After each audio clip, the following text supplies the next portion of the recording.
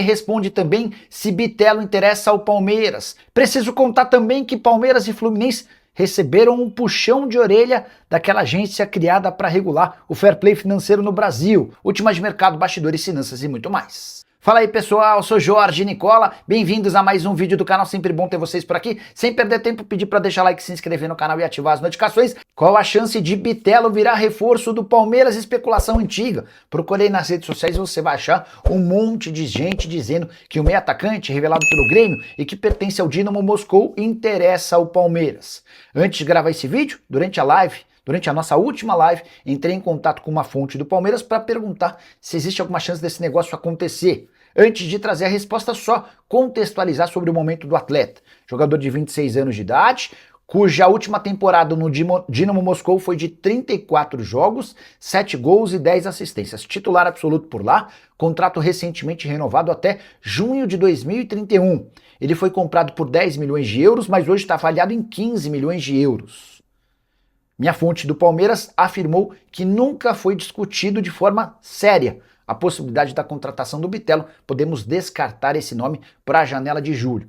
Janela de julho que deve ter poucos movimentos no Palmeiras. Depois da contratação do Barbosa e da dificuldade em avançar com o Nino, o Palmeiras está atento ao mercado, em busca de boas oportunidades. O Danilo seria o maior dos sonhos. Se não houver o acordo também, o Palmeiras também não vai perder noites de sono sem a possibilidade de fechar com o volante botafoguense. Não há a intenção de gastar muito, a menos que saiam jogadores importantes. Flaco Lopes e Alan são dois jogadores cogitados pelo futebol europeu. Se esses caras forem vendidos, aí sim, o Palmeiras promete ir ao mercado. E Palmeiras e Fluminense, que estão longe da lista de clubes que mais devem no Brasil, receberam nos últimos dias um puxão de orelha da agência de fair play financeiro. Mas calma, o assunto é bem menos grave do que parece. Vocês sabem, desde o início do ano foi criada uma agência que vai ser responsável por fiscalizar os clubes, com a ideia de que eles parem de dever aquilo que prometem. Pois bem, nos últimos dias, o Palmeiras e o Fluminense foram notificados porque apresentaram uma falha nos resultados financeiros de 2025. Eles apresentaram os balanços sem a assinatura de uma auditoria independente. O Palmeiras rapidamente solucionou o problema, o Fluminense ainda levou alguns dias, mas também superou essa questão. O Avaí, que incidiu no mesmo erro, acabou não apresentando essa documentação correta e já foi multado em 20 mil reais. Só é importante contar que essa fiscalização da agência ocorre entre times ou em times de séries A e B e promete aplicar uma série de sanções de acordo com a gravidade e os problemas. Primeiro, advertência, depois multa, eventualmente proibição de inscrição de atletas, perda de pontos e até o rebaixamento. E dá para dizer que o Botafogo hoje é aquele que mais está ameaçado por conta de todos os seus problemas financeiros. Boa noite, Nicola. Esse atacante que o Palmeiras quer contratar do Vasco procede? Qual é? Manda mensagem aí com o nome para eu poder correr atrás, tá? Incluindo o Kelvin, lateral direito, quais são os nomes que agradam a diretoria? O Palmeiras quer muito contratar o Danilo, entende que é uma baita oportunidade de mercado, alguém que chegaria para arrumar o meio-campo do Palmeiras. O Palmeiras não desistiu do Nino, tá? Essa é uma negociação que ainda pode acontecer, mas ela deu uma bela esfriada. E que novidade no Verdão que vem em relação ao Nino? Manuel Farias, nada muito quente, nada muito avançado. Eu tô para te dizer que a chance do negócio acontecer é pequena, tá? O Palmeiras já gastou 20 milhões de reais no Barbosa, negociar com o Zenit. Hoje até o auxiliar do Zenit, deixa eu pegar o nome dele. Eu não sabia que o Zenit tinha um auxiliar técnico brasileiro. Já está lá um baita tempo, enfim. Pois qualquer dia até vou entrevistá-lo para explicar e contar um pouquinho mais da história dele. Ele se chama William de Oliveira.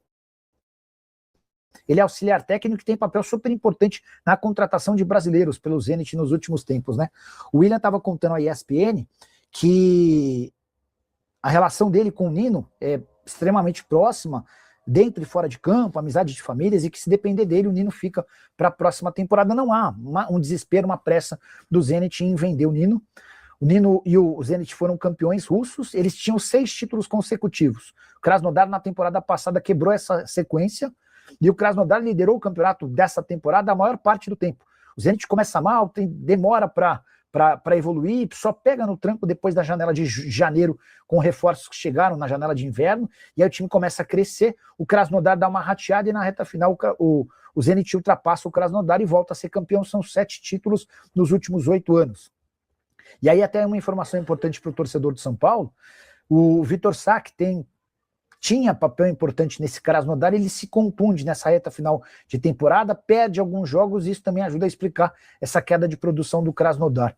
E aí o William Oliveira é perguntado sobre jogadores do Krasnodar, né? E aí ele fala que o Vitor Sá é muito bom atacante, joga muito bem sem bola, um cara que recompõe, que contribui, que ajuda na marcação, que tem seu papel de importância. Destaca também o ex-zagueiro do São Paulo, o Diego Costa. Vocês lembram dele, né? Ele sai do São Paulo sem fazer um baita sucesso, mas no Krasnodar extremamente firme, seguro, bom no jogo aéreo, ótimo no 1 contra 1, e tinha também o segundo William Oliveira, um jogador, um centroavante colombiano que faz enorme sucesso por lá. Esse é o grande craque do Krasnodar, o cara mais diferente de todos. Confesso que eu não lembro o nome, mas estou buscando aqui na rede social e já conto para vocês. John Córdoba, tá? 33 anos de idade, segundo o William Oliveira, esse cara equivale a mais ou menos 40% do time, porque é um cara que consegue resolver as coisas sozinho, cria soluções. Ó, temporada de 36 jogos, 19 gols e 9 assistências. O cara tinha 28 participações em gol em 36 jogos, está com a seleção colombiana na Copa do Mundo. Cara, a Colômbia tem 2 ótimos centroavantes, né? O Luis Soares, do Sporting, que é muito bom, e esse colombiano aqui, o John Córdoba. Talvez até por isso o Viveiros não tenha sido convocado. Viveiros que faz bastante sucesso no futebol brasileiro, é um dos artilheiros do Brasileirão, vestindo a camisa do Atlético Paranaense. Zagueiro do Palmeiras no Vasco, é quente. O Eli Fernandes deve estar se referindo quem? A Bruno Fux? Porque o único zagueiro que pode sair do Palmeiras, o Benedetti pode ir para fora, né? O Bruno Fux tem seu futuro indefinido, essa é a grande verdade, tá, Fernandes? O Bruno Fux tem seu futuro absolutamente incerto. A chegada do Barbosa deve tirar ainda mais espaço dele, embora o Abel goste do Bruno, né? Mas eu não... Assim, sobre Vasco, né? O Vasco tem 2 prioridades hoje. Encontrar um zagueiro e um volante. Mesmo com a manutenção do Robert Renan, que teve seu contrato de empréstimo prorrogado, há a busca por um zagueiro. Surgiu hoje o nome do Mina. A chance do Mina ser contratado é muito pequena. Eu acho que o torcedor do Vasco nem deve gastar muita energia com essa história, porque vários clubes tentaram contratar o Mina. O Mina, em fim de contrato no Cagliari, preferiu renovar por lá do que voltar para o Brasil, agora com contrato até 2028, depois de uma temporada em que ele conseguiu jogar, se livrou dos problemas físicos, e o time escapou do rebaixamento. Tudo indica que ele permaneça por lá, tá bom? Quer saber se o Veiga pode voltar para o Palmeiras? Não faz muito sentido não, tá? O Palmeiras hoje... entende que os jogadores emprestados saíram porque já não tinha mais clima, porque já não tinha mais futebol, mais do que clima, futebol, né? Eles já não estavam desempenhando no mesmo nível. É só importante registrar que o Veiga havia ido ao América do México por causa da presença de um técnico brasileiro, no caso o André Jardine. E o André Jardine, como vocês sabem, deixou essa semana o América do México. Então agora é entender como é que vai ficar a vida do Veiga por lá. É até um negócio legal para eu perguntar pro empresário dele, pro André Cury, né? O Veiga nessa passagem pelo futebol do América, 20 jogos, 3 gols e 3 assistências. Foi reserva nos 2 confrontos decisivos contra o Pumas, que eliminaram o América, foram 2 empates. Ele jogou 29 minutos no primeiro jogo e 15 minutos no segundo. Não dá para dizer que arrebentou não, né? E o empréstimo dele termina no fim da temporada. O Almada vai para a Copa, Nicola, o preço vai dobrar. Então, Lucas, esse é um ponto legal para discutir com vocês. Vale para o Almada, vale para o Luiz Henrique, vale para o Danilo. Só de o cara ser convocado para a Copa, certamente desvalorizar, não imagino que o cara vai desvalorizar. O cara foi convocado, o cara... mas aí vamos avaliar o nível de apresentação do cara na Copa. Se o Almada, por exemplo, que começa a Copa como titular, termina como reserva, e a Argentina é eliminada no primeiro mata-mata, no segundo, não dá para dizer que o Almada se valorizou. A Argentina chega à final, o Almada é titular, protagonista, com o valor de esses 25 milhões de euros, preço definido pelo Atlético de Madrid, vai para o espaço. O Luiz Henrique, o Zenit hoje sonha com 40 milhões de euros.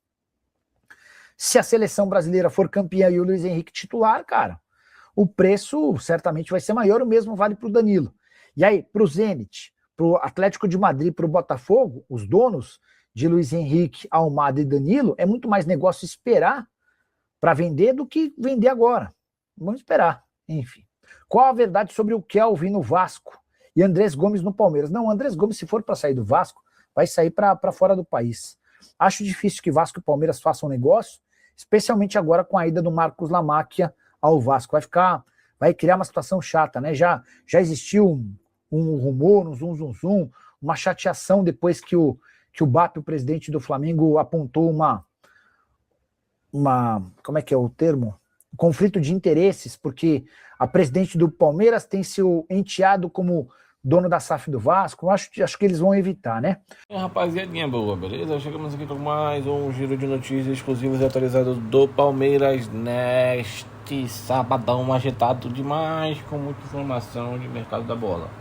Então, se você já gosta desse conteúdo, já peço humildemente o seu like, se inscreva no nosso canal, ative o sininho da notificação, para você sempre que for possível receber as principais informações do Palmeiras do Verdão. Um grande abraço para você e até os próximos vídeos. E fui!